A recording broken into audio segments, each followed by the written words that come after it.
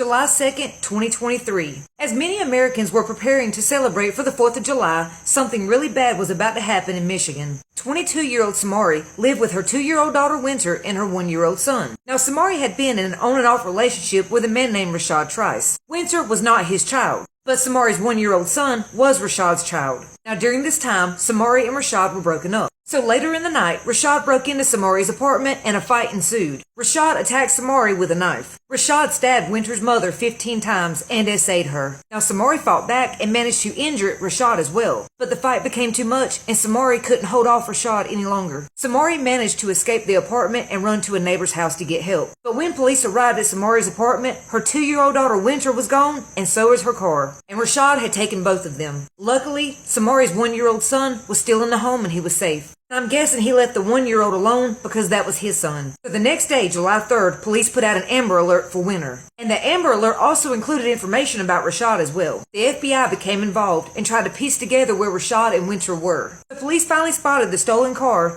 and they found Rashad, but he did what he always done and he fled the scene. But Rashad ended up crashing into another patrol car where police ended up arresting him. During his arrest, he told police he didn't have her daughter. He kept saying, "I didn't take her daughter's with her, with the mom." He was taken to a nearby hospital so he could be treated for his injuries from the crash that he caused. Police quickly noticed that Winter was not in the car. So Winter's family, locals, the police department, and the FBI were trying to hold out hope that they would probably find her somewhere nearby. But sadly, on July 5th, Winter was found by Detroit police around 6:50 p.m. Her body was in the area of Olympia Street and Irwin Avenue. She'd been missing for 2.5 days. Winter's family released a statement saying, "We are heartbroken over the loss of our beautiful daughter, granddaughter, cousin, niece, and big sister, Winter Cole Smith. Winter's brief but bright life was taken from her unnecessarily, and we will grieve her death forever. We wish to thank the FBI, law enforcement, all the volunteers, and the Doc Ellis Foundation for their assistance, compassion, and professionalism. In remembering Winter, we believe that it is necessary to help make sure that this kind of tragedy never again touches any other family, anywhere.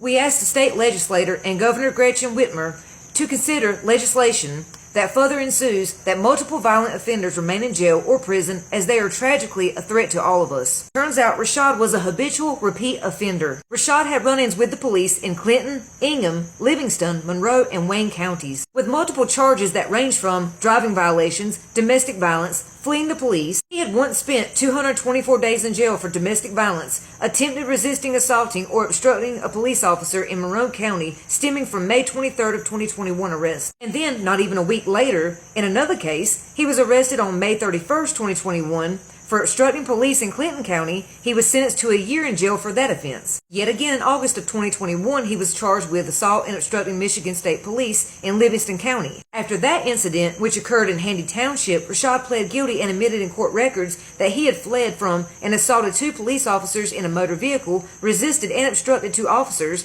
and operated a motor vehicle without a license in January 2022. He pled guilty to 6 counts and was sentenced to 2 years probation for that incident.